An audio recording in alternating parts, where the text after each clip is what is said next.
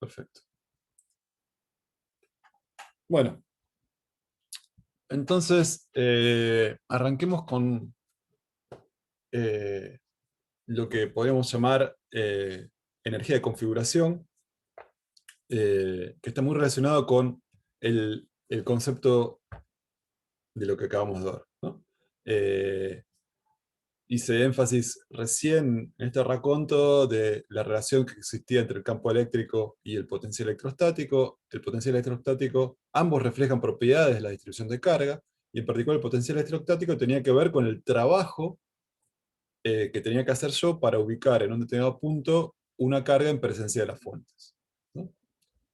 Bueno, esto es lo que vimos hace un ratitito. Ahora, en relación con esto, hay un tema que es de interés y que, bueno, tiene un interés tecnológico brutal, digamos, eh, que espero que lo vayamos descubriendo en la medida que vayamos recorriendo las imágenes que les voy a mostrar. Y la idea es la siguiente. Yo tengo una configuración de cargas fuentes, está bien, en el espacio, eh, y ya aprendimos a caracterizar el campo eléctrico que genera y el campo escalar a este potencial electrostático también asociado. Pero ahora lo que me voy a preguntar es, ¿cuánta energía tuve que invertir para armar esta configuración en particular? O sea, para poner esta carga acá, esta carga acá, esta carga acá, esta carga acá y esta carga acá, tuve que, si quieren, traerlas desde algún lado, desde el infinito, y ponerlas en esas posiciones. Y entonces me voy a preguntar, bueno, ¿cuánta energía tuve que emplear para hacer eso? Como siempre, vamos a pensar que en su configuración final, las cargas están fijas, o sea, una vez que las traje ahí, me olvido de la interacción entre ellas, que, por ejemplo, si son del mismo signo, tendería a separarlas, porque pienso que hay otra fuerza de carácter no electrostático que las mantienen ahí, pegaditas, ¿no? Eso ya había surgido hace un par de clases. Entonces, haciendo esa salvedad, me voy a preguntar cuánta energía tuve que hacer para acercarlas unas a otras hasta que dejarlas en la configuración que ven acá en pantalla. Bueno, entonces, para armar esa configuración de carga fuente, lo voy a hacer de manera secuencial. Entonces, imagino que en el universo no hay nada, y traigo desde el infinito la primera carga, ¿no? Esta carga es la única que existe en el universo. No interactúa con nadie. No siente fuerza ninguna. Entonces, fuerza electrostática con nadie, porque no hay ninguna otra todavía. Entonces, ¿cuánto trabajo tengo que hacer yo para traer esa carga desde el infinito y dejarla en esta posición Q1'? Nada, porque no hay ninguna fuerza electrostática actuando, por lo tanto, no voy a tener que hacer trabajo contra ninguna fuerza, y el trabajo neto va a ser cero en esta trayectoria cuasi estática. Así que la energía para tener la primera carga es cero. Entonces, la primera carga no me cuesta nada. Ahora la dejé acá. Y traigo la segunda desde el infinito. Y la dejo donde va a ir, en esta posición. Entonces, para traer esta carga Q2' y dejarla acá, tengo que hacer trabajo contra el campo que genera la carga que ya traje, que es Q1', ¿no? Entonces, ahí sí tengo que hacer trabajo. Les pregunto, ¿cuánto trabajo tengo que hacer? Bueno, formalmente, el trabajo que tengo que hacer tiene que ver con la energía potencial electrostática de la carga Q2' en el campo escalar de energía potencial que genera Q1', ¿no? Porque justamente eso representaba que esta cosa que está acá, que era la energía potencial electrostática en la posición R2' generada por el campo de Q1', era justamente el trabajo que tenía que hacer yo para traer a Q2' desde el infinito y dejarlo en este punto en particular, ¿no? Eso ya es lo que venimos charlando desde hace unos minutos. Así que el trabajo para traer la segunda carga vale el potencial electrostático que genera la primera carga en este punto, que es este que está acá, pero esto es trabajo por unidad de carga, multiplico por la carga que traje, y esta es la energía que efectivamente tuve que poner en juego para traer la segunda carga en presencia de la primera, ¿no? ¿Y cuánto vale esto? Bueno, yo ya sé la forma del potencial electrostático, así que simplemente Q2' por K por Q1' sobre la distancia R2, R1, esta que está acá. ¿Se entiende conceptualmente por qué esto es el trabajo que tengo que emplear para armar la configuración hasta ahora? Es lo que estuvimos viendo hace un ratito. ¿Está bien? ¿Me siguen?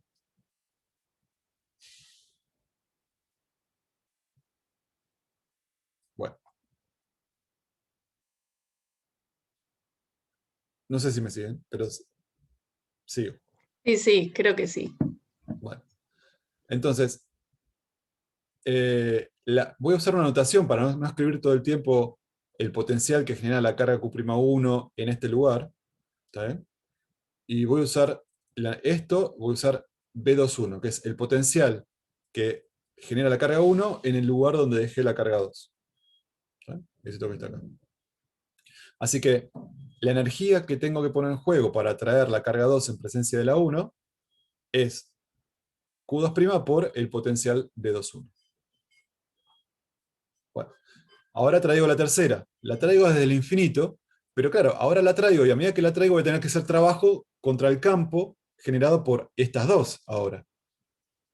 Entonces, para traer la carga 3, tengo que hacer, y como vale el principio por suerte vale el principio de superposición, así que el trabajo total va a ser el trabajo que tengo que hacer contra el campo que genera la primera carga, para dejarla aquí, más el trabajo que tengo que hacer contra el campo que genera la segunda carga, para dejarla en el mismo lugar.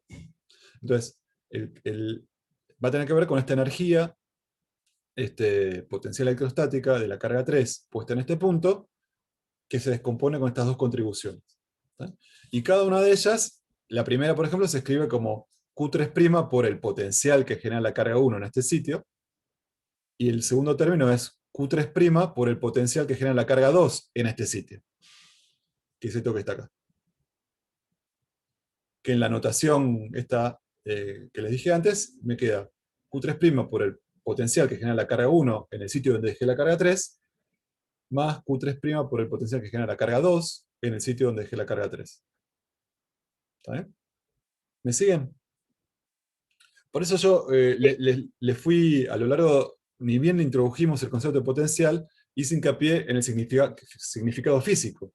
El significado físico del potencial era el trabajo que tenía que hacer yo para traer del infinito una carga y dejarla en un determinado punto por una carga.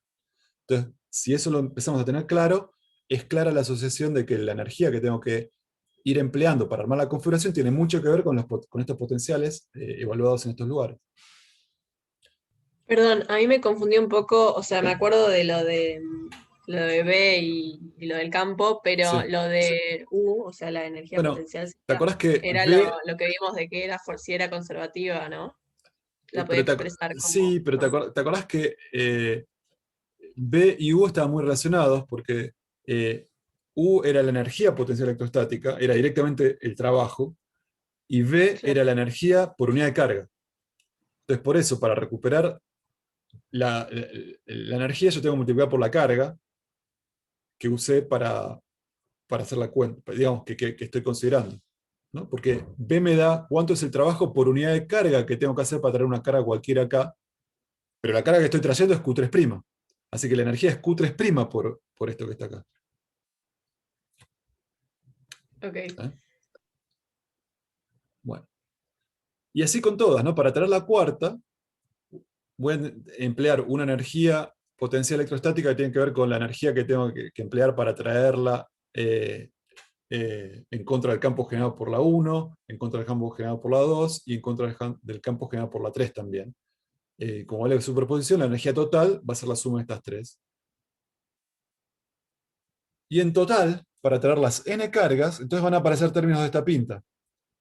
U21, U31, 32, U41, 42, 43, que representan la energía que tengo que hacer de la carga enésima para traerla en presencia de la 1, de la 2, de la 3, hasta la n-1.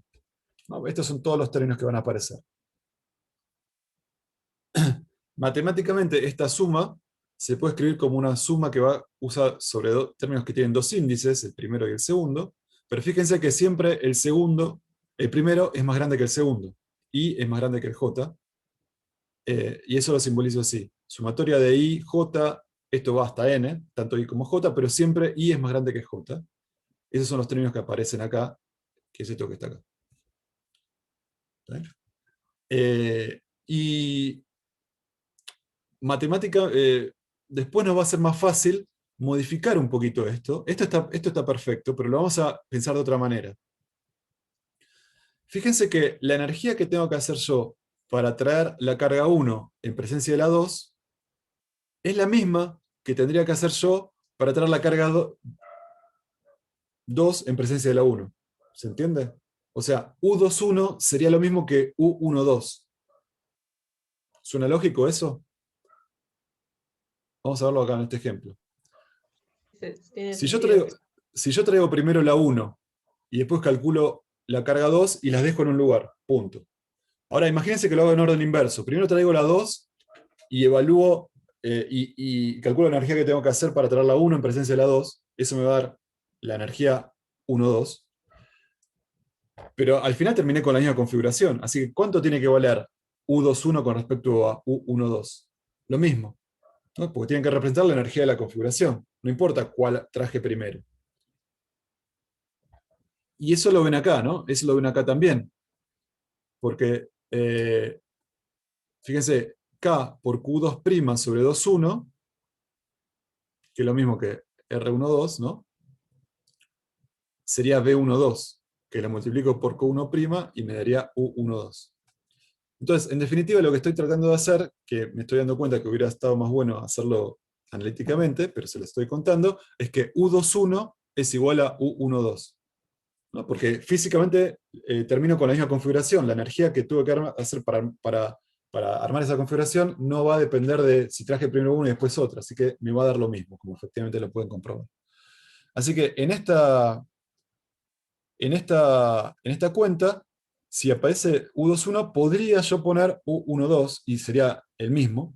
Acá podría poner U13, y uso eso para simplificar un poco esta manera de escribir esta suma.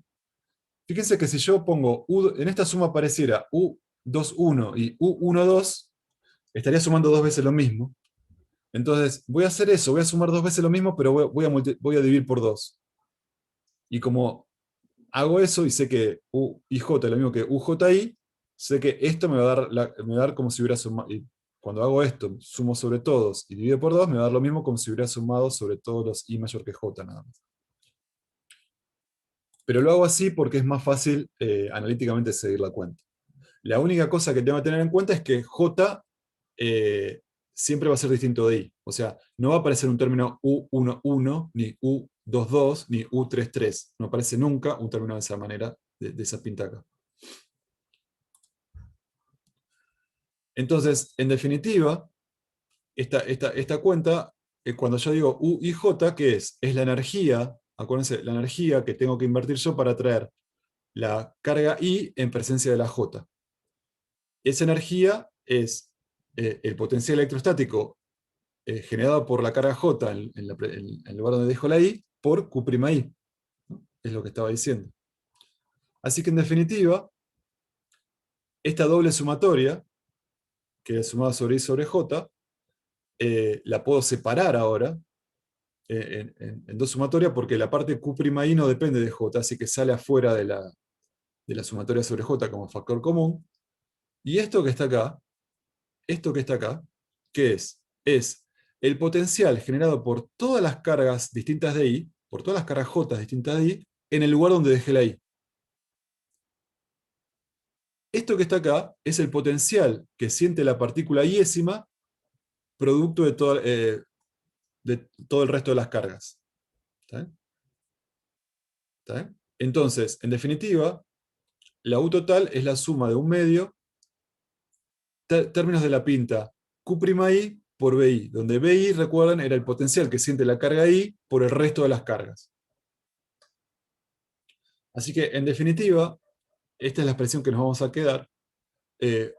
U total, la energía que tuve que emplear para armar una configuración, es un medio de sumar sobre todas las cargas, cuánto vale la carga multiplicado por el potencial del resto de las cargas en esta. Entonces va a aparecer un término que sea Q'1 por el potencial que hacen todas estas en este punto.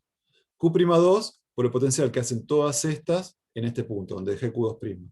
Q'3 por el potencial que hacen todas estas en este punto, y así hasta la última.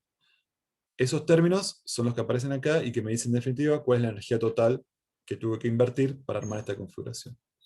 Si en lugar de traer cargas discretas hubiera traído, imagínense que quisiera armar un arrow, o sea, una distribución continua de cargas, y hubiera traído como cajitas de densidad para armar todo el volumen con cajita de densidad, para una distribución continua, la energía para armar un arrow, o sea, ir trayéndola de a cachitos del infinito y armarla, siguiendo la analogía esta, es reemplazar la integral, la suma por la integral, de ρ dB, que sería la parte de Q, por el potencial en el punto donde dejé la carga ρ, ¿no? Que sería este B sub I.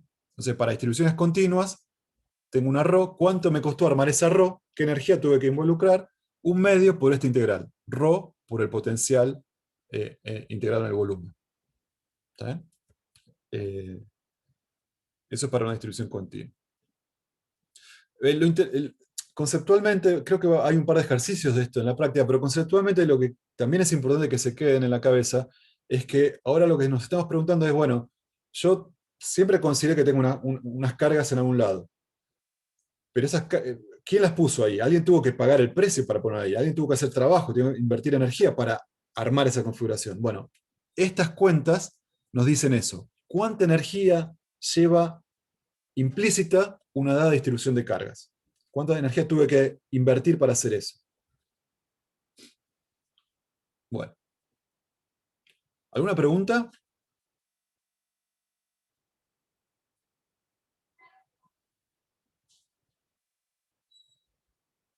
¿Seguimos? Sí, sí, por mí sí. Bueno. Sigamos. Entonces, ahora vamos a eh, hablar un poquito de un tema un poquito más práctico, si quieren, más bajado a tierra, porque hasta ahora estuvimos hablando de cargas puntuales y de nubes de cargas, de RAW, pero son como entelequias eso, porque en la realidad nosotros en la vida cotidiana tenemos cargas organizadas en materiales, ¿no? En objetos. Y esos objetos, en realidad, las cargas no están sueltas, sino que hay estructuras cristalinas o estructuras atómicas, digamos, donde hay tanto carga positiva como negativa. Entonces ahora vamos a bajar un poco a tierra y tratar de describir muy rápidamente el mundo este de los materiales reales, ¿no? Entonces, la primera gran separación, de acuerdo a las propiedades eléctricas de sus componentes, es que podemos pensar en que tenemos dos tipos de materiales. Los materiales que llamamos dieléctricos y los materiales que llamamos conductores. ¿Está bien? Los materiales dieléctricos son materiales, bueno, ambos obviamente ya sabemos la teoría atómica, todas las cosas están compuestas por átomos enlazados de determinada manera, entonces cualquier material está compuesto por una red atómica que tiene centros positivos, que son los núcleos atómicos, y nubes electrónicas, nubes de electrones, que son las partículas cargadas negativamente, ¿no? Y típicamente, un átomo, si es neutro, tiene balanceada la carga positiva con la carga de la nube electrónica, por lo tanto, tiene carga neta cero, ¿no? Pero además, hay otro tipo de fenomenología que entra en juego acá, y que tiene que ver con lo siguiente. Hay un determinado tipo de materiales en los cuales los electrones se encuentran muy localizados donde se encuentran los centros atómicos. O sea, todos los electrones están muy asociados, o sea, se moverán por acá, pero se quedan asociados a los centros atómicos. Esos son los materiales dieléctricos. Pero hay otro tipo de conductores donde los electrones, sobre todo los más energéticos, los de las capas más externas, eh, tienen la capacidad de, como de pegar saltos y moverse desde un centro atómico hacia otro. Por ejemplo, un electrón de acá puede pegar un salto e intercambiarse con un electrón de acá, o lo que fuera. Y eso es por cómo es la disposición espacial de los átomos en estos materiales, que hace que las nubes electrónicas se solapen un poco, y eso permita que un electrón se pueda deslocalizar desde el centro atómico original y moverse hacia otro. Este segundo tipo de materiales se llaman materiales conductores, y son materiales en donde las cargas son capaces de desplazarse a distancias macroscópicas. ¿Saben? Macroscópicas. Pueden empezar a saltar y desplazar, alejarse del átomo original, si quieren, en distancias macroscópicas. ¿Está bien? Entonces, y obviamente cuando pongo campos externos, ambos tipos de materiales van a comportarse de manera diferente. Por ejemplo, en los materiales dieléctricos, si yo pongo un campo externo, en este caso, supónganse producido por estas cargas positivas, los electrones que están acá eh, van a sentir el campo, obviamente, ahora el campo eh, externo, y se van a ver atraídos entonces hacia las cargas positivas, pero claro, no pueden dejar a sus centros atómicos, y lo que va a pasar es que a lo sumo las nubes electrónicas se deforman de una determinada manera. Es un efecto importante porque antes el centro, estaban centradas en los centros atómicos, por lo tanto, el centro de carga positivo estaba justo en el lugar, o muy cerquita del centro de carga negativo.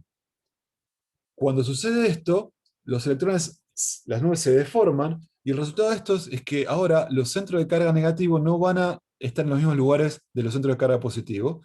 ¿Y alguien me puede decir qué va a pasar? ¿Un dipolo? No. Eso, van a aparecer dipolitos. ¿Está bien? Y vamos a ver las consecuencias que eso van a tener más adelante. Pero por ahora quedémonos con esa idea. Las nubes se deforman y los centros de carga negativos se desplazan de los positivos, y van a aparecer una fenomenología que vamos a ver más adelante, asociada con los dieléctricos. Ahora, cuando en presencia de campos externos, un material conductor, los electrones, ahora, que antes ya se podían pegar saltos, digamos, en ausencia de campos también podían pegar saltos, pero en promedio estaban en equilibrio, digamos, porque pasaba uno para acá, pero otro para acá.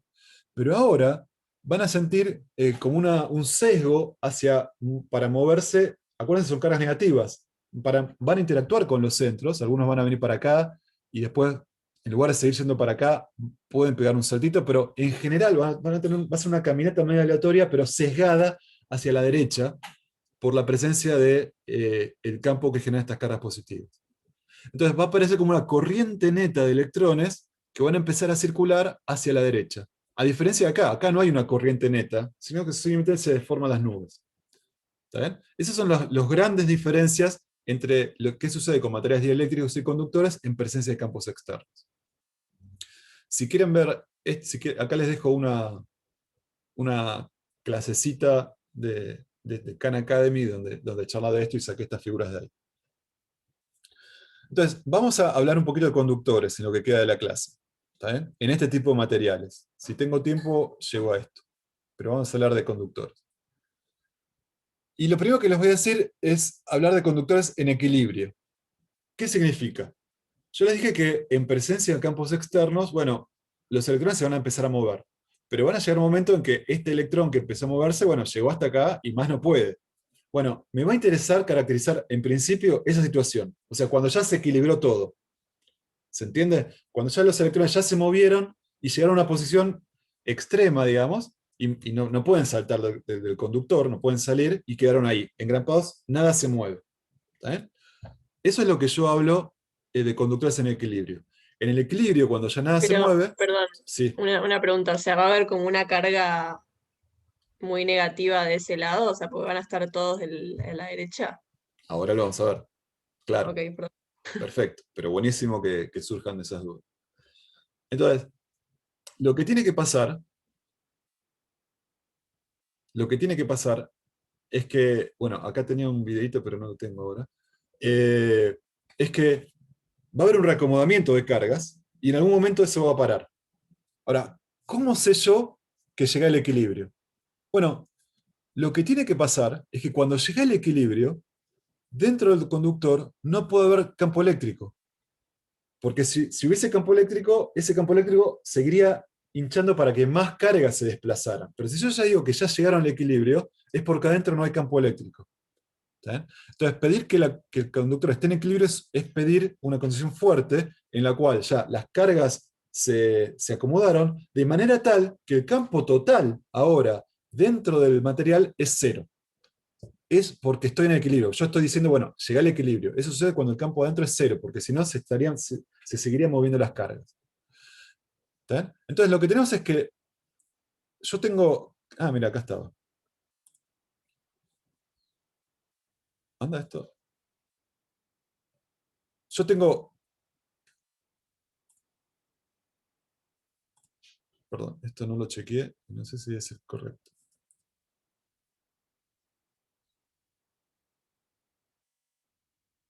Bueno, al principio estaba sin cargas, entonces tenía cargas positivas cerquita donde estaban las negativas, pero cuando pongo un campo eléctrico externo, no sé si era el correcto, perdón.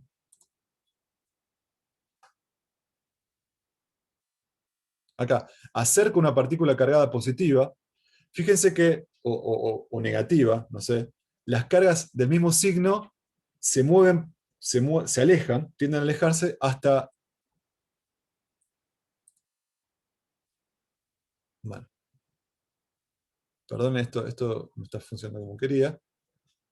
No, voy a dejarlo acá, después mírenlo ustedes. Pero la idea es la que les conté. ¿Está bien? Las cargas se redistribuyen cuando hay campos externos. Y entonces lo que tenemos es lo siguiente. Veamos este dibujito. Yo tengo un material conductor. Acá adentro hay cargas positivas y negativas. ¿Está bien? Pero están juntas. Y lo que voy a hacer es poner a este material en un campo externo. Lo que va a pasar es que las cargas negativas que estaban acá antes compensadas con las positivas en el mismo lugar, ahora se van a mover, porque son los electrones que se pueden mover, y se van a mover atraídas hacia el lado izquierdo, ¿no? Porque son atraídas por el campo que es generado desde afuera. Y se van a distribuir de determinada manera. Claro que es como mencionaron antes, esas cargas que antes estaban compensando algunas cargas positivas, al moverse, dejan estas cargas positivas descompensadas del otro lado, por lo tanto va a haber una carga positiva neta del otro lado. Y entonces, ahora si yo quiero pensar cuál es el campo total en el espacio, tengo que pensar en superponer dos tipos de campo. El campo externo, pero además el campo que generan las cargas en las posiciones que quedaron. En esa situación, el campo total es el que ven acá. El campo externo, lejos de la pelotita, queda como estaba antes, pero cerca de la pelotita se deforma porque están estas cargas negativas y positivas que tengo que tener en cuenta y hacen que se deforme de esta manera en particular. Pero en particular, fíjense que la superposición del campo externo adentro con el campo generado por las cargas hace desaparecer el campo total adentro. En el equilibrio, las cargas se van a poner de tal manera de que el campo que genera esta distribución de cargas ahora desapareadas, más el campo original externo, adentro, el total es cero. Ahí llega el equilibrio. Esta es una situación típica del equilibrio. ¿Se entiende?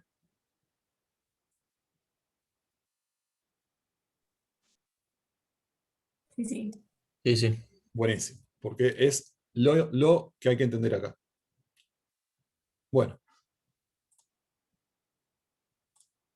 en el equilibrio del campo total, o sea, el externo más el de las cargas que quedaron en donde quedaron, dentro del conductor debe ser nulo, por la definición misma del equilibrio.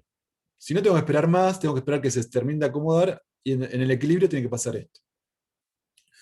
Entonces, este es un ejemplo, por ejemplo, de una forma arbitraria, digamos, y también se ve que las cargas en presencia del campo externo se desacumulan, modifican el campo total cercano al conductor, y adentro hacen que el campo se anule. No tengo campo acá adentro. Ahora, esto en principio es un campo, perdón, es un cargador que es un conductor que no estaba cargado en presencia de un campo externo. Si el conductor estuviera cargado, o sea, si yo le pongo carga, lo que va a pasar es que esa carga, como se puede mover, se va a mover hasta que no se pueda mover más. ¿Y cuándo sucede eso?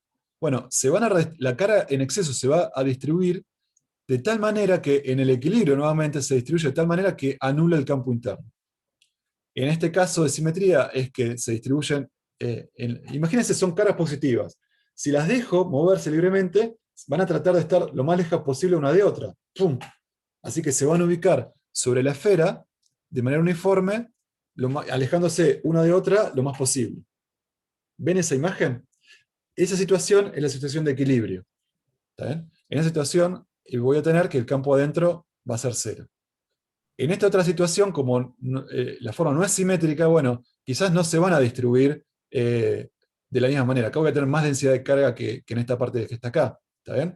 Pero la idea es que se van a distribuir de tal manera que de todas formas hagan que el campo interno sea cero.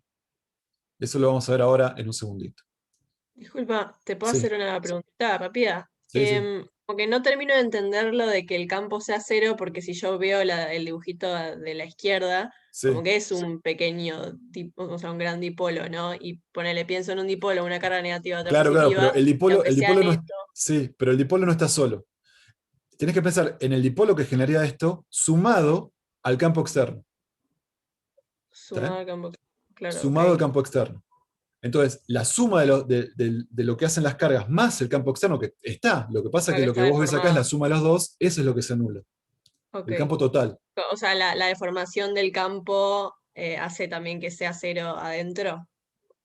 O sea, si vos separaras en dos, tendrías el campo que genera esto y el campo que genera esto que está acá. Ah, claro, claro, ¿Eh? claro. Y la suma de los dos acá adentro hace que sea cero. Fíjate Perfecto. que el dipolo, o sea, las líneas de campo acá irían del positivo al negativo, ¿no? Irían de Claro, acá a sí, sí, acá sí, perfecto. y que se opondrían a estas que están acá. Y lo hace, bueno, la geometría hace que se anule. Sí, buenísimo. Perdón, y no entendí bien lo que dijiste de los conductores cargados, pues estaba Bueno, pensando en esto y... si estuvieran cargados, suponete que tengo un exceso de carga.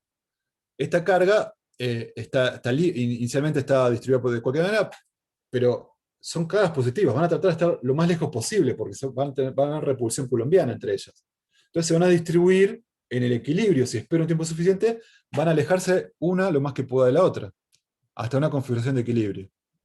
En esa configuración va a suceder que ninguna otra carga positiva se mueve más, el campo eléctrico acá adentro es cero, igual que antes. Siempre el equilibrio se logra cuando el campo eléctrico es cero acá adentro. ¿Está bien? Ahí va, buenísimo. Sí, sí, sí, perfecto. Y entonces, en el equilibrio, lo que voy a tener es lo siguiente. Si yo recuerdo Gauss y uso como superficie de Gauss una superficie que se le pega por adentro a la forma al conductor que estoy analizando, como yo sé que estoy en equilibrio, el campo que atraviesa esta superficie, que está bien pegadita a la superficie del lado de adentro, disculpen el dibujo, ¿cuánto vale? Es cero. Así que no hay ningún flujo que lo atraviesa. ¿No? ¿Estamos de acuerdo? El flujo sobre esta superficie o sobre una superficie interna, cualquiera de un conductor de equilibrio, es cero, porque en el equilibrio no tengo campo. Entonces, esta cuenta da cero. Pero eso quiere decir que tampoco tengo carga encerrada. Quiere decir que toda la carga no compensada siempre en un conductor en equilibrio va a estar en la superficie. No tengo carga en volumen nunca en un conductor en equilibrio. Toda la carga va a estar en superficie. ¿Está bien? Entonces, en el equilibrio, el campo dentro del conductor tiene que ser nulo, pero ¿qué sucede sobre la superficie? ¿No? ¿Qué sucede en la superficie? No puede haber, como el campo es nulo acá adentro, no puede haber carga en volumen, pero todavía no dije nada sobre justo qué pasa en la superficie. Porque acuérdense que la superficie de Gauss estaba metida adentro, donde, pasito para adentro, pendejésimo para adentro, donde yo sé que el campo es cero. Ahora me estoy preguntando, bueno, en la superficie voy a tener la carga, justo en la superficie voy a tener un sigma, una densidad superficial de carga, y ahora quiero hablar un poquito de eso. Entonces, ¿qué sucede en la superficie? Bueno, a ver, estoy en una situación de equilibrio, ¿no? Estoy en una situación de equilibrio. Imagínense, tengo un exceso de cargas positivas que cuando las dejo equilibrar, ¡pum!, se alejan unas de otras hasta que llegan a una situación de equilibrio, no se mueve más nada. ¿Está bien? Ahora, no se mueve más nada, ¿qué significa? Que, supóngase, esta carga positiva no se mueve ni para adentro ni para afuera, o sea, no se mueve para adentro, por ejemplo, pero tampoco se mueve para los costados, ¿estamos de acuerdo?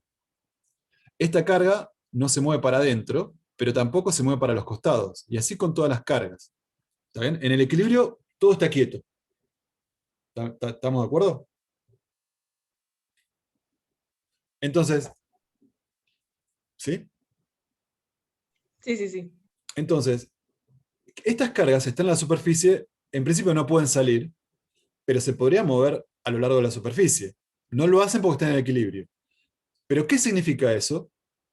Que el campo donde está cada una de las cargas, paralelo, o sea, tangente a la superficie, paralelo a la superficie, esto que está acá, ¿cuánto vale este campo? Cero. Porque si hubiera campo acá, esta carga se movería. Si no se mueve, es porque las fuerzas están compensadas. El campo total, o sea, supóngase, esta hace una fuerza para este lado, esta le hace una fuerza para este lado, y así con todas, pero la resultante tiene que ser cero, porque estoy en el equilibrio, esta no se está moviendo. Así que no puede haber fuerza actuando sobre ella que la acelere, porque si no, se aceleraría. Esta es una carga libre de moverse. Si no se mueve es porque no hay aceleración, es porque la fuerza total sobre ella es cero. Significa que el campo total sobre esta carga que está sobre la superficie no la hace mover en esta dirección. Por lo tanto, el campo paralelo a la superficie es cero. Porque de otra forma las cargas libres se moverían sobre la superficie. No se están moviendo porque justamente yo estoy diciendo que están en equilibrio. Ahora, ¿cuánto vale el campo perpendicular? ¿No? Ahí la cosa es un poco más, es distinta porque la carga no puede salir del, del material. Hay otras fuerzas que la mantienen, hay fuerzas que la mantienen también de carácter extragáláctico, pero que la mantienen asociada al material. Entonces lo que me voy a preguntar es cuánto vale el campo superficial muy cerquita de la superficie. De este lado, muy cerquita de la superficie. Ya sé que muy cerquita, pero del lado de adentro es cero. Pero ¿cuánto vale muy cerquita de la superficie del lado de afuera? Bueno, no sé cuánto vale, pero entonces lo que ya vi es que el campo que actúa sobre estas cargas, por un lado, eh, no puede tener componente para ir a la superficie, pero en principio podría tener una componente normal, que ahora es la que voy a calcular. Y para calcularla, voy a hacer esto. Voy a usar la ley de Gauss. Entonces, me imagino una superficie que sería la superficie esta del conductor cargado, y acá estoy dibujando las carguitas, las sigma que justo que están ahí, ¿no? Y entonces lo que voy a hacer es pensar en una superficie de Gauss tipo cilíndrica. ¿Está bien? Es un cilindro infinitesimal, muy muy chiquito, pegadito, justo, porque a mí me interesa ver qué pasa muy cerquita a la superficie. Entonces lo dibujo así, pero imagínense que está muy pegado a la superficie. ¿Y qué pasa? Si yo quiero calcular Gauss acá, lo que me dice Gauss es que el flujo que atraviesa este cilindro del campo eléctrico es igual a 4π veces la carga encerrada. Ahora, voy a calcular el flujo que atraviesa este cilindro. No, como estoy muy cerquita de esta región, no va a haber flujo sobre la superficie lateral, ¿está bien? Porque muy cerquita la región solo tengo componente normal del campo eléctrico, y la componente normal es perpendicular a la normal de la superficie lateral, así que el flujo solamente tendría que considerar el flujo sobre las tapas. Pero la tapa de adentro, el campo, como estoy en el equilibrio, el campo es nulo.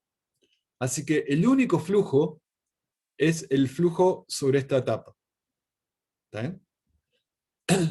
Entonces, el flujo del campo eléctrico que atraviesa el cilindro es simplemente el flujo sobre esta tapa, que como es infinitesimal es muy fácil de calcular. El campo que tengo acá arriba es solo perpendicular, por esto que está acá, es solo perpendicular. Y el flujo entonces es el valor de ese campo, que está en n versor, por el, la, por el n versor, que es la normal a la tapita, bueno, por el área infinitesimal de la tapita. ¿Y eso qué es igual? A la carga encerrada. A 4 pica veces la carga encerrada, que es sigma por el área de la tapita. Así que, en definitiva, el campo superficial, el que atraviesa esta tapita, que es el campo superficial, es perpendicular y además vale 4 pica veces sigma. ¿Está? 4 pica veces la densidad de carga que tengo acá. Entonces, por ejemplo, en esta región que tengo alta densidad de carga, voy a tener un campo que es más grande que en esta región que tengo baja densidad de carga, ¿no? Es 4 pica veces sigma. Así que en las situaciones que estuvimos viendo, sucede que en el equilibrio, el excedente de cargas o las cargas se van a redistribuir sobre la superficie, de tal manera de asegurar que el campo interno total sea cero. No voy a tener carga en volumen, en ninguna condición. Voy a tener sigma sobre la superficie, y muy cerquita de la superficie, el campo es normal a la superficie, y va a tener valor 4 pica sigma. Fíjense que las líneas de campo entran normales a los conductores, ¿está bien? Pero eso está bien porque dijimos que sobre la superficie la única componente que tiene el campo es normal, ¿está bien? Por eso las líneas de campo entran perpendiculares siempre a la superficie de un conductor en el equilibrio, porque reflejan esto, que el campo sobre la superficie solo tiene componente normal. ¿Está bien? ¿Vamos por ahora?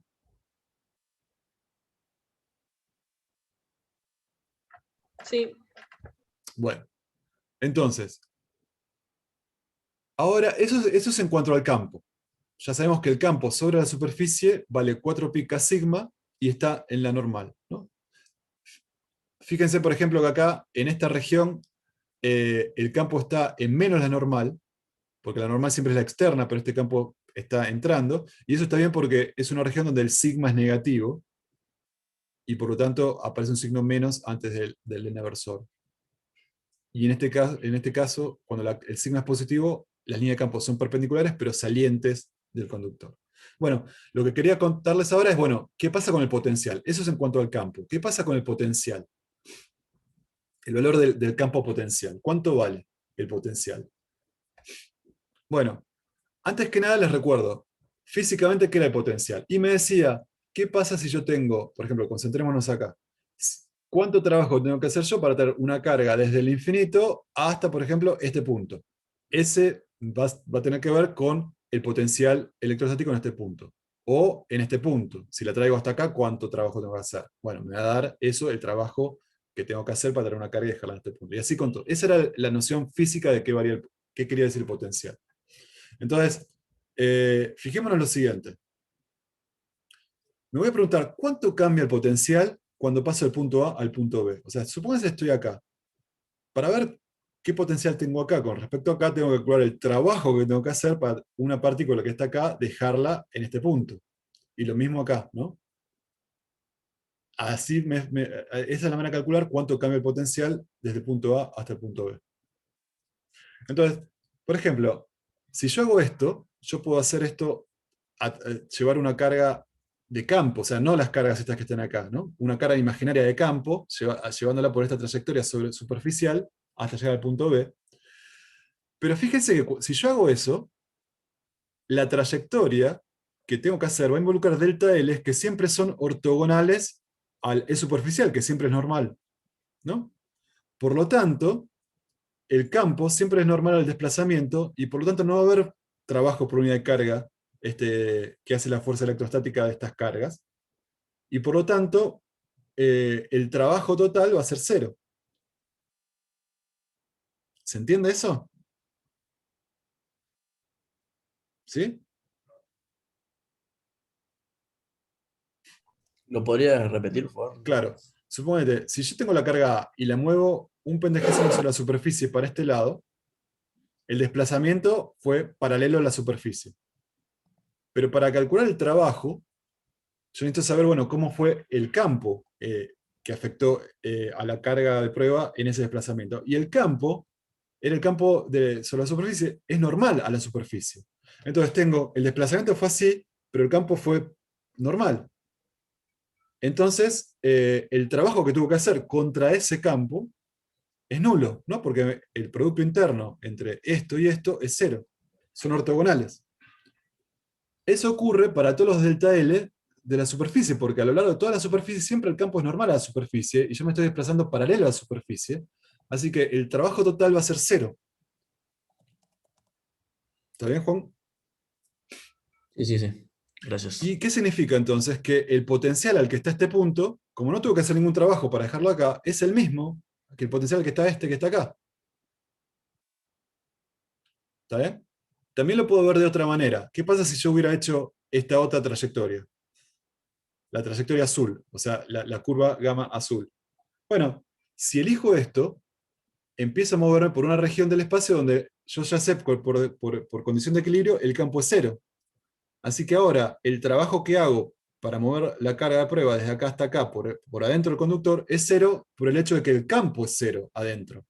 Porque ya las cargas más el campo externo daba cero. Así que nuevamente, si nuevamente verifico algo que ya sabía, digamos, que el trabajo como ser es una fuerza conservativa, no depende de la trayectoria, pero acá vemos explícitamente que también si lo hubiera movido por adentro del conductor y hago la cuenta, también me hubiese dado cero. Así que, moraleja, todos los puntos de un conductor están al mismo potencial. ¿Qué quiere decir? Que si yo tengo una carga de prueba y le traigo el trabajo que tengo que hacer para dejarla en este punto del conductor, o en este punto, o en este punto, o en este punto, es el mismo. Eso es el concepto físico de por qué el potencial es el mismo en todos puntos del conductor. En equilibrio. ¿Está bien? Todos los puntos de un conductor están al mismo potencial. O lo que es lo mismo, todo el conductor es un equipotencial.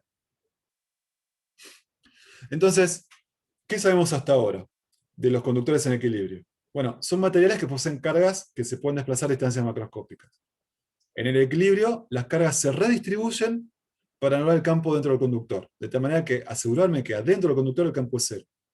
Y tengo situaciones como esta, donde tengo varios conductores en presencia de una carga externa, de un campo externo, y vemos cómo la suma de los distintos campos, del campo de la partícula de afuera con los campos de las cargas que se van reacomodando dentro de cada conductor, hace que el campo interior de cada uno sea cero.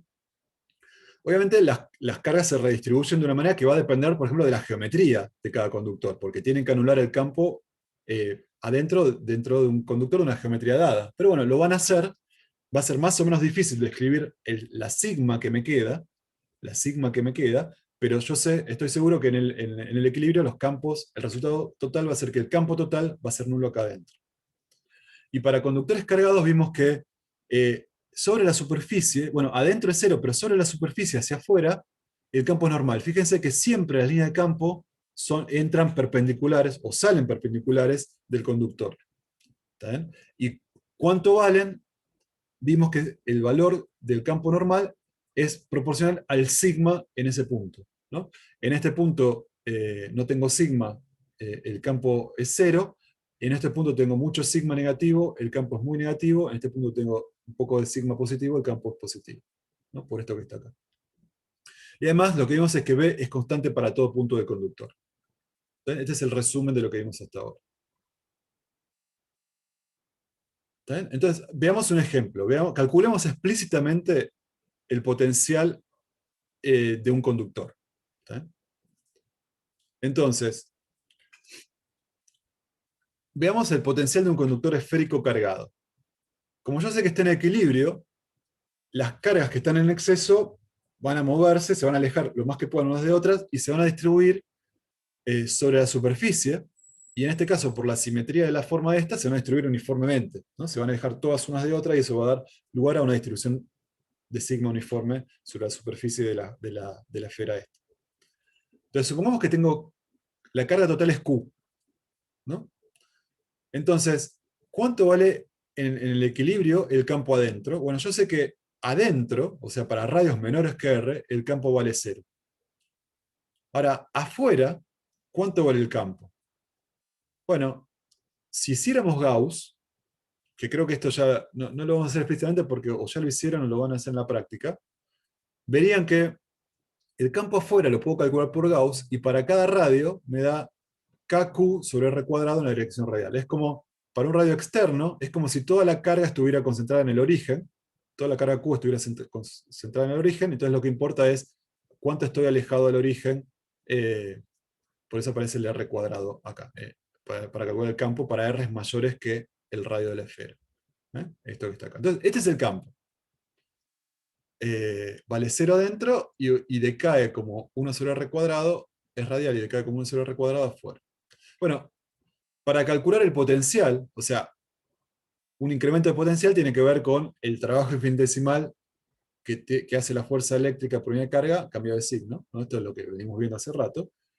Así que es usando esta expresión que separa el comportamiento de adentro y afuera, esto me da 0 para acá arriba, cuando R es interno, y me da que tengo que hacer esta cuenta para R externos. Entonces, esto ya me habla de que adentro del conductor el potencial no cambia. Y eso está bien, porque habíamos dicho que el potencial de un conductor es el mismo. Es todo equipotencial. Veamos qué nos dice esta parte que está abajo.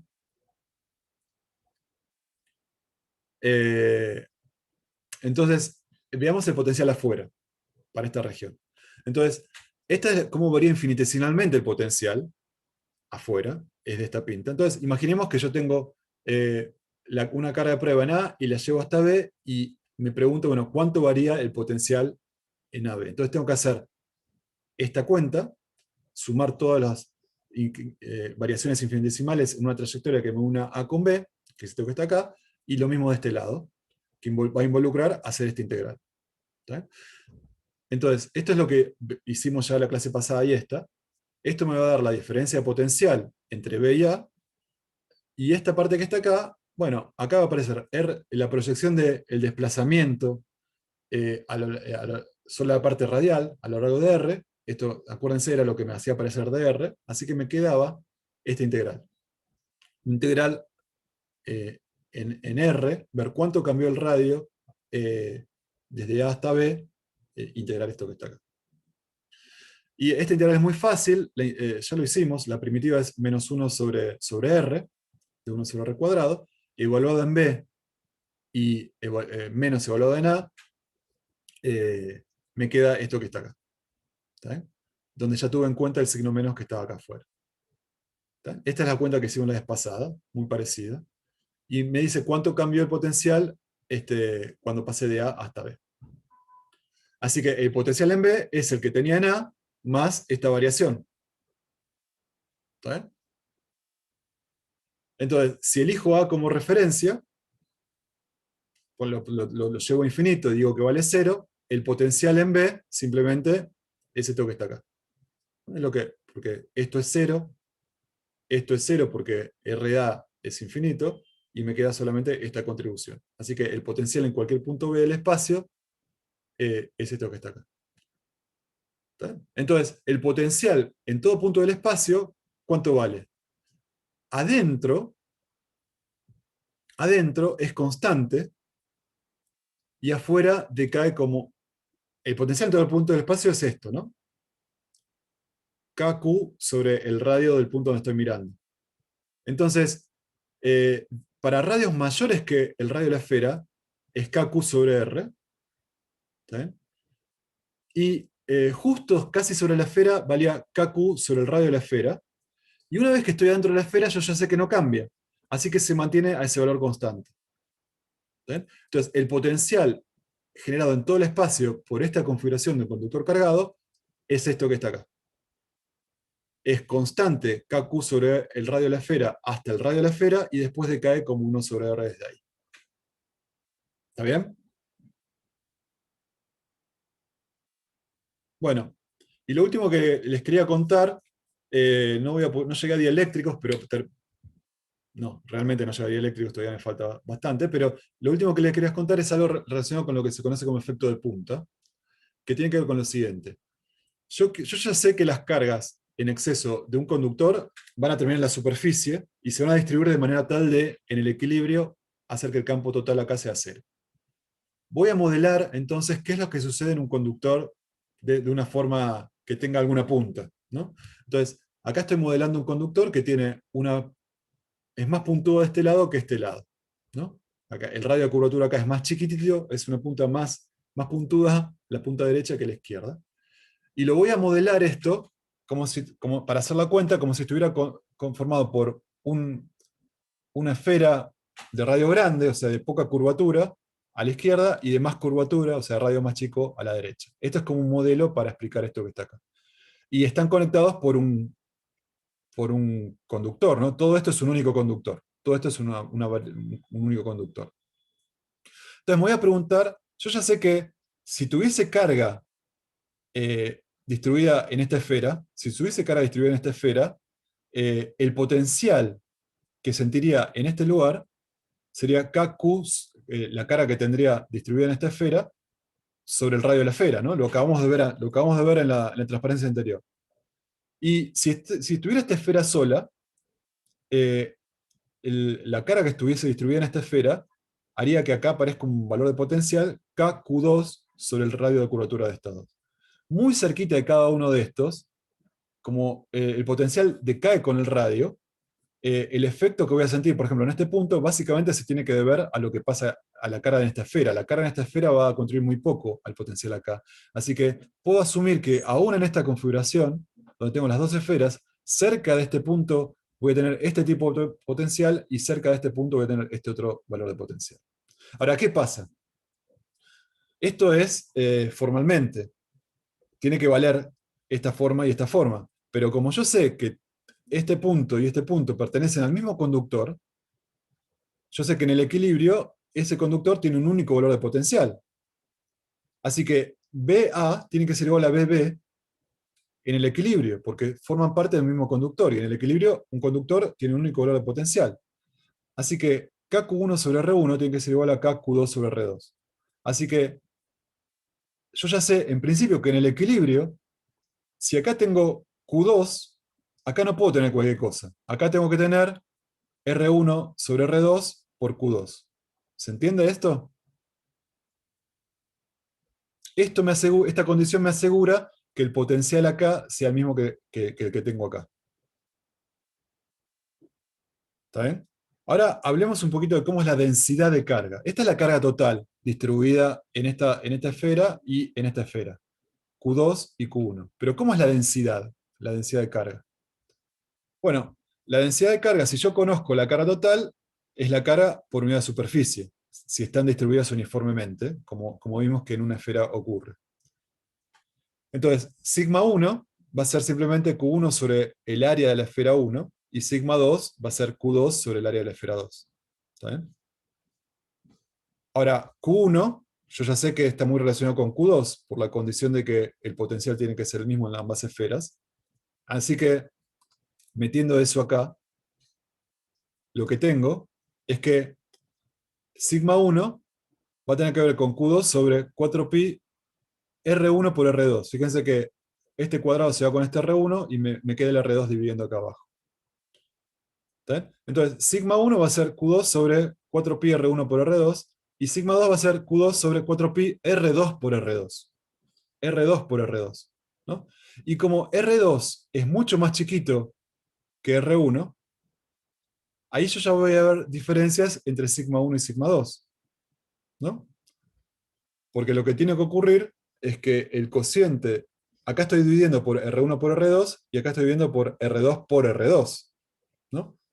Entonces, cuando yo divido sigma 1 por sigma 2, eso se hace evidente porque este cociente queda en relación inversa al cociente de los radios, ¿no? Sigma 1 sobre sigma 2 es R2 sobre R1. Y como en nuestro ejemplo, yo estoy pensando que acá tengo una punta y acá no, acá tengo una cosa bastante roma, o sea, R1 es mucho mayor que R2, R1 es mucho mayor que R2, entonces este numerito es muy chiquitito, así que sigma 1 va a quedar mucho menor que sigma 2. O sea, las cargas se van a distribuir, acá voy a tener una sigma 1 y acá voy a tener sigma 2, pero por cómo es la geometría, de que esto es mucho más puntudo que esto, la densidad de carga de este lado va a ser mucho más chica que la densidad de carga de este otro lado. ¿Está bien? Pero como que por sentido común, no diría que se vayan a acumular todas las cargas ahí tan cerca. ¿Por qué pasa eso? No entiendo por qué el sentido común. Como no, pareciera como que no están lo más alejadas posibles. No, bueno, Eh, vos decís, bueno, es un modelo, esto es un modelo de esto, ¿no?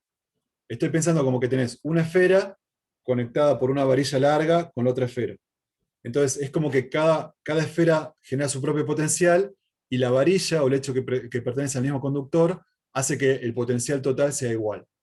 Y para esa situación puedo pensar que la carga se distribuye casi uniformemente acá, o sea, hay una pequeña modificación porque acá tengo el coso este, digamos, pero a todos los efectos puedo pensar que prácticamente es uniforme, y acá también, y si eso es verdad, esos serían los valores de los sigma que aparecen en mi modelo de esto que está acá. ¿Está bien? ¿Un poco? ok, sí, Ok, eso es que no. más o menos. Pensá que es un modelo. Entonces, yo estoy aproximando esto por una esfera unida por un cablecito muy, muy, muy, muy finito y muy largo con otra esfera que está alejada, pero bueno, que es más puntuda. El cablecito es el único efecto que tiene, es tan delgado y tanto, el único efecto que tiene es fijar que, como todo ahora es un único conductor, que el potencial de esta esfera es igual a este. Pero casi que ni esta esfera está muy alejada de este y el cablecito no disrumpe demasiado lo que le pasaría a una esfera aislada. En esa aproximación vale todo lo que te digo. Las sigmas son casi uniformes, acá y acá, y la condición de que tienen que estar el mismo potencial hacen que la sigma de esta sea mucho más chiquita que la sigma de esta. Claro, o sea, hay cargas adjudicadas a cada esfera y no es que no se mueven de una No, no, esfera a se la pueden otra. mover, justamente. Se van a reacomodar para asegurar que Q1 sea R1 sobre R2 por Q2. Esto tiene que ocurrir para que el potencial acá sea igual a este. O sea, y eso ocurre en el equilibrio. Así que se van a reacomodar y en el equilibrio va a suceder que si yo sumo toda la carga Q1, va a ser igual a la que tengo en Q2 multiplicada por R1 sobre R2. Porque Ah, ok, eso... ya. ¿Está bien? Sí, lo sé. Entonces, en definitiva, lo que vemos es que en el equilibrio, después de toda esta cuentita, la densidad de carga superficial acá es mucho más chica que la densidad de carga superficial acá. Entonces tengo acá una densidad superficial de carga mucho más grande que acá. Y como el campo que veo acá es el campo sobre la superficie normal era proporcional al sigma, eso quiere decir que acá voy a tener un campo mucho más intenso que de este otro lado. ¿Se entiende? Porque el campo era proporcional al sigma. Entonces, el campo eh, en la punta, en una punta, es mucho más intenso que el campo en una región Roma. ¿Está bien? Entonces, fíjense acá. Fíjense, por ejemplo, ya lo habíamos visto esto, pero en una situación acá más o menos realista, acá tengo una región más puntuda, se va a acumular más carga que acá, que es más Roma, y por lo tanto el campo acá, como tengo más sigma, va a ser más intenso que de este lado. Y fíjense acá, por ejemplo, tengo mucha carga en las puntas, más cargas que en las partes planas, y eso también se ve como que el campo produce que el campo externo sea más intenso en las puntas que en las partes planas. Entonces, siempre que tenga puntas de un conductor, va a haber más densidad de carga ahí, y eso significa que los campos eléctricos van a ser más intensos ahí. ¿Está bien? Entonces, lo que agregamos ahora, en este resumen, es que las densidades de carga y los campos eléctricos son mayores en las puntas de los conductores, o sea, en las zonas de bajo radio de curvatura. ¿Está bien? Eso es lo que se conoce como efecto de punta. Bueno, y es la razón por la cual, permítame hacer esto, un segundito.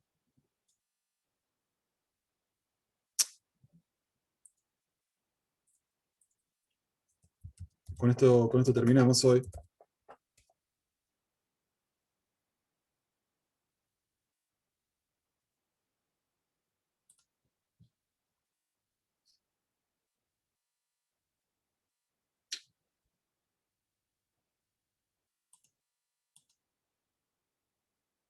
Vamos a volver a visitar a nuestro amigo John Travolta. ¿Está bien? Entonces, fíjense, nuestro cuerpo, nosotros tenemos agua, y el agua es conductora. Entonces, nosotros en cierta manera de hecho, somos conductores. Cuando hablamos que somos conductores, estamos pensando que si yo tengo cargas sueltas, bueno, esas cargas pueden moverse. Entonces, cuando me cargo electrostáticamente, esas cargas se van a mover y se van a distribuir, ¿no? Se van a distribuir por mi cuerpo. Pero fíjense que cuando ustedes le dan un chispazo, no le dan un chispazo, digamos, en la panza, digamos que sería la parte roma. ¿No? El chispazo, en general, se genera cuando tengo, en las puntas, cuando acerco un dedo a algo. ¿Y eso por qué es? Porque la distribución de ese exceso de carga que yo pueda tener no es uniforme, sino que se va a intensificar en las regiones puntudas. Voy a tener más densidad de cargas ahí. Y por lo tanto, en esa región, los campos también van a ser más grandes. ¿Saben? Pueden llegar a ser tan grandes que pueden romper, lo voy a ver la clase que viene, pueden hacer que romper lo que se conoce como la rigidez dieléctrica del aire. Puede ser que el aire, que en principio no conduce, bueno, ante un campo enorme, puede empezar a conducir. Y eso es lo que sucede con el chispazo que se genera, por ejemplo, cuando uno experimenta este chispazo cuando está cargado electrostáticamente, ¿no? Uno se acerca, generan campos muy grandes en las puntas, y esos campos son capaces de romper la rigidez dieléctrica del aire, crear un chispazo y permitir que una corriente, que son cargas simplemente, una corriente que estaba en exceso en mi dedo, encuentre una región de menor potencial a la cual dirigirse, ¿no? Eso es lo que se produce en el chispazo acá de John Travolta. Lo vamos a ver un poquito, lo vamos a ver la clase que viene. ¿Está bien? No quedó tiempo para verlo ahora. Entonces, terminemos ahora. ¿Alguna pregunta?